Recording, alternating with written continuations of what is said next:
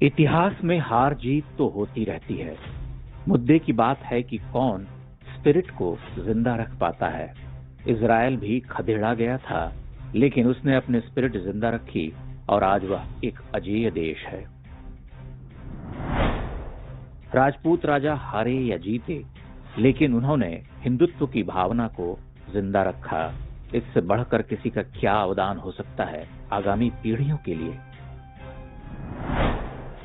कासिम के आगमन से लेकर तराइन के दूसरे युद्ध तक पूरे भारत पर होने वाले आक्रमणों को यही राजपूत योद्धा रोकते रहे। यही राजस्थान ढाल बनकर खड़ा था, आप जिसका बात बात पर उपहास उड़ाते नहीं थकते।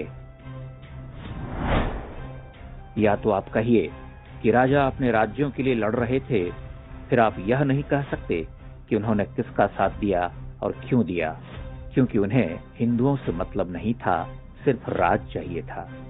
या आप कहिए कि हर एक राजा जितना भी उसके लिए शक्य था, हिंदुत्व की भावना को संरक्षित करने के लिए काम कर रहा था।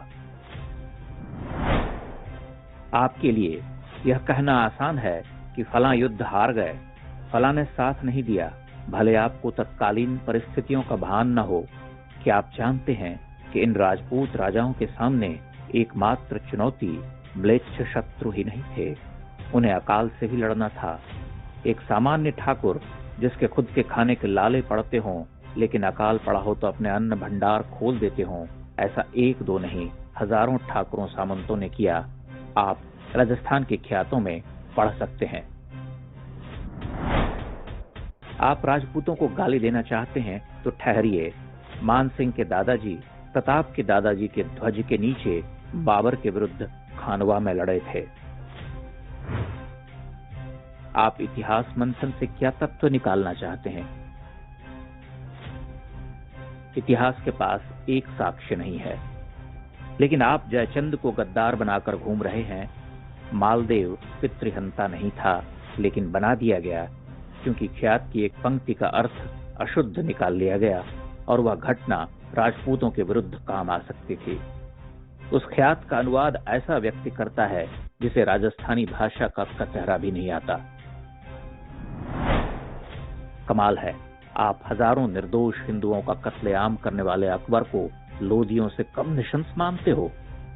आप औरंगजेब की बर्बरताओं को तुलना की तुला पर रखते हो, फिर आप यह भी कहते हो कि आप इतिहास को आत्म परीक्षण की दृष्टि से देखते हैं। हद कर रहे हैं, इससे बढ़िया तो वामी इतिहासकार हैं।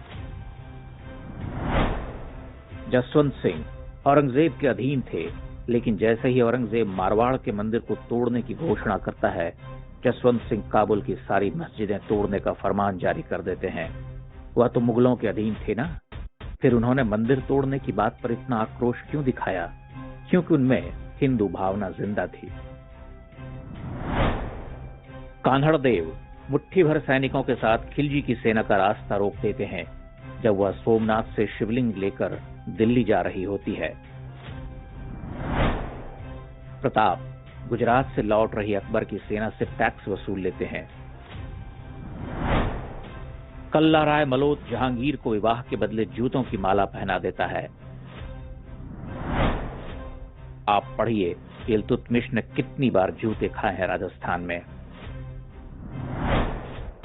ऐसे अनेक उदाहरणों से भारतीय इतिहास भरा पड़ा है। आप बताइए कि एक गुलाम कौम इतना खुलकर कैसे खेल सकती थी? हम तो मुगलों के हुक्म की तामील कर रहे थे। महाराणा प्रताप को लेकर स्वयं दक्षिणपंथी भ्रम फैला रहे हैं। प्रताप अकेले लड़ रहे थे, यह सफेद झूठ है। मारवाड़ के चंद्रसेन, सिरोही के राव सुरतान, बूंदी के दूधा, ईडर के राव नारायण दास, डूंगरपुर के सहसमल, ग्वालियर के राम सिंह तोमर और भी आसपास के सामंत प्रताप के साथ खड़े थे। आप अबुल फजल को पढ़िए और जानिए कि उस समय किस प्रकार प्रताप और उनके सहयोगियों ने मुगलों के व्यापार और हज यात्रा के रास्ते रोक दिए थे। हल्दी घाटी युद्ध को लेकर पहले वामी इतिहासकारों ने कहा कि वह युद्ध प्रताप हार गए, फिर आए दक्षिणपंथी और कहने लगे कि युद्ध अनिर्णय पर छूटा था। अकबर की सेना के साथ आए इतिहासकार बदायूनी की पुस्तक मुंतखब उल तवारीख पढ़ लीजिए। मुगल सेना मीलों भागती रही, एक जीती हुई सेना भाग रही थी। कमाल है। गोगुंदा के पास मुगल सेना रात रुकी तो आसपास के जंगल जलाए गए ताकि प्रताप की सेना पीछा न कर पाए। जीती हुई सेना में इतना खौफ क्यों था भला? अकबर ने युद्ध के पश्चात आसफ खां और मान सिंह को दरबार में आने से मना कर दिया। विजयी सेनापतियों को ऐसा उपहार। हल्दी घाटी का युद्ध जून में हुआ था। उसी साल अक्टूबर में अकबर पुनः चित्तौड़ पर आक्रमण कर देता है, अर्थात अपने द्वारा जीते हुए राज्य पर युद्ध हद है। आप ऊढ़ा और मुंडेर के ताम्रपत्र पढ़िए, उनमें उल्लेख है कि प्रताप ने हल्दी घाटी के आसपास की जमीनें दान में दे दी, अर्थात अकबर की जमीन दान में दे दी। अमर सिंह कायर थे, जबकि दिवेर का युद्ध जीत जाते हैं। राव सुल्तान दत्तानी के युद्ध में अकबर की सारी सेना का सफाया कर देते हैं। कौन थे ये लोग? इतिहास की मुख्य धारा को गोली मारिए, क्या आप इन युद्धों की चर्चा करते हैं? आप कितने मुगल बादशाहों के नाम गिनवा सकते हैं जो स्वयं युद्ध भूमि में हरावल में खड़े होकर लड़ते थे, जबकि ऐसा हर राजपूत राजा किया करता था। राजपूत राजाओं ने पीठ दिखाई होती तो आप और मैं इतिहास पर चर्चा नहीं कर रहे होते। चारणों ने लिखा राजपूत के पराक्रम पर।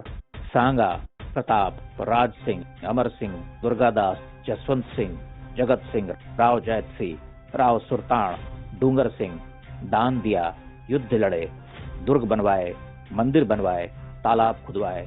आपको एक क्षण नहीं लगता और आप कह उठते हैं कि चारण चापलूसी करते थे। राजपूत राजाओं का ऋण है हिंदुओं पर। राजस्थान का तो नाम लेने से पहले 2 बार अपने हाथों से कान को स्पर्श कर लेना चाहिए। हिंदू भावना को इन राजाओं ने जिंदा रखा। आप हार जीत के पलड़े में रखकर इतिहास देखने के पक्षपाती हैं, जो राजपूत राजाओं का सरासर अपमान है।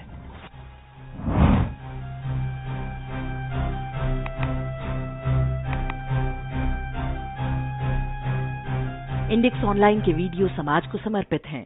आप इनको डाउनलोड करके जैसे चाहे वैसे प्रयोग कर सकते हैं। चाहे तो आप हमारे टेलीग्राम चैनल से जुड़ सकते हैं, वहां सारे नए पुराने वीडियो आपको मिल जाएंगे। हमारे सोशल मीडिया लिंक हर वीडियो के डिस्क्रिप्शन में होते हैं। हमारा एकमात्र उद्देश्य हिंदू समाज को जागृत और एकजुट करना है। इसमें सहभागी बने। धन्यवाद।